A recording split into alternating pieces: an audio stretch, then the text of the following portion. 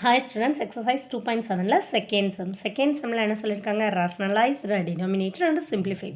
So கீழே இருக்கிற denominator root வரக்கூடாது, rationalize பண்ணணும், அப்புறம் simplify பண்ண சொல்லியிருக்காங்க. ஓகே, இப்போ √48, √32, √27, √18 கொடுத்துருக்குறாங்க. ஸோ நம்ம ஒவ்வொரு சப்டிவிஷனாக பார்க்கலாம். ஃபஸ்ட்டு சப்டிவிஷனில் √48, √32, √27, √18 கொடுத்துருக்காங்க. இதெல்லாம் நம்மளால் ஸ்ப்ளிட் பண்ண முடியும். ஈஸியாக 4 டேபிளோ 3 டேபிளோ வரும். அந்த முடிஞ்ச அளவு நம்ம ஸ்ப்ளிட் பண்ணி வச்சுக்கலாம். டபுளாக இருக்கிறதெல்லாம் நம்மளால் வெளியில் எடுக்க முடியும். ஓகே, இப்போ √48 4 × 4 × 3 பண்ணலாம். அப்புறம் √32 4 × 4 × 2.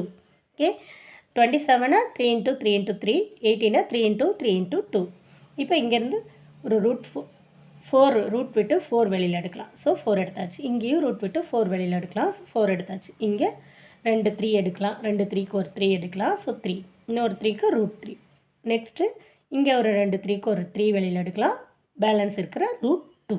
ஓகே, இப்போ இங்கே காமனாக ரெண்டுலேயுமே 4 4 இருக்குது. அதனால் 4 வெளியில் எடுத்தாச்சு. நெக்ஸ்ட் ஸ்டெப்பில் இங்கே காமனாக 3 3 இருக்குது. அந்த 3யையும் வெளியில் எடுத்தாச்சு. பேலன்ஸ் இருக்கிறதெல்லாம் அப்படியே எழுதியாச்சு.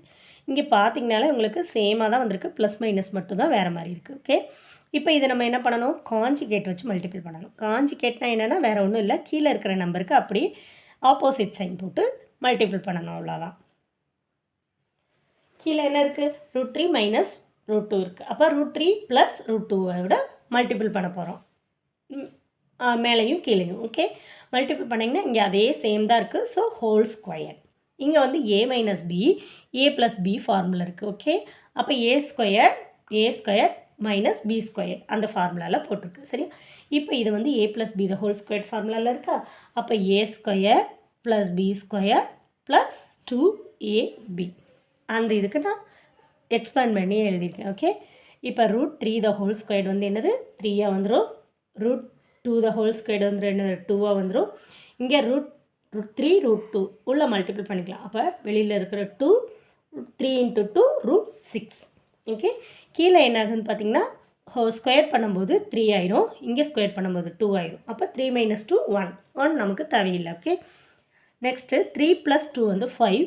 இங்கே 2 √6 அப்படியே இருக்குது. அவ்வளோதான் உங்களோட ஆன்சர். அந்த வெளியில் எடுத்த 4/3 எல்லா ஸ்டெப்லையும் கொண்டு வந்துகிட்டே இருக்கிறேன். ஓகே, ப்ராக்கெட் போடுறத கரெக்டாக ப்ராக்கெட் போடுங்க. அப்போ தான் ஸ்டெப்ஸ் எல்லாம் தெளிவாக வரும் உங்களுக்கு, அடுத்தல் திருத்தல் இல்லாமல். ஓகே.